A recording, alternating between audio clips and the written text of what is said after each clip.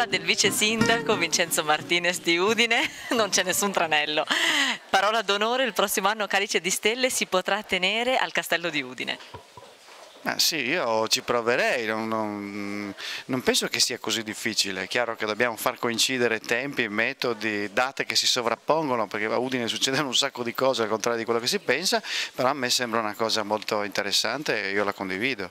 Oggi un appuntamento importante a Udine in occasione di Friuli Doc con questi grandi nomi della satira italiana, ma soprattutto con le nuove leve della satira italiana.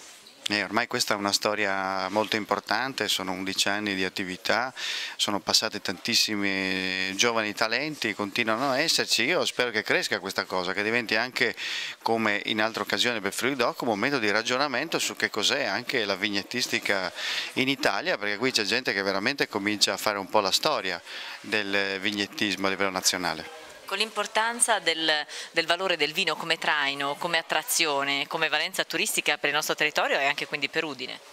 Ma certo, in effetti questo nasce attorno a un tema molto importante, il turismo del vino ha colto sicuramente lo spirito, come dice e recita il titolo di questa manifestazione, giusto.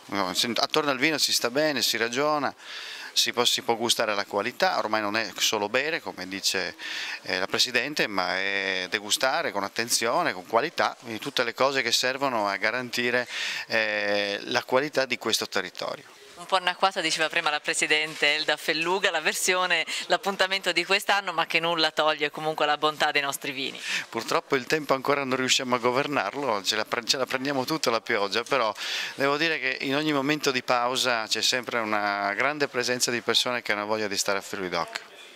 Grazie Vice Sindaco. Grazie a voi, alla prossima.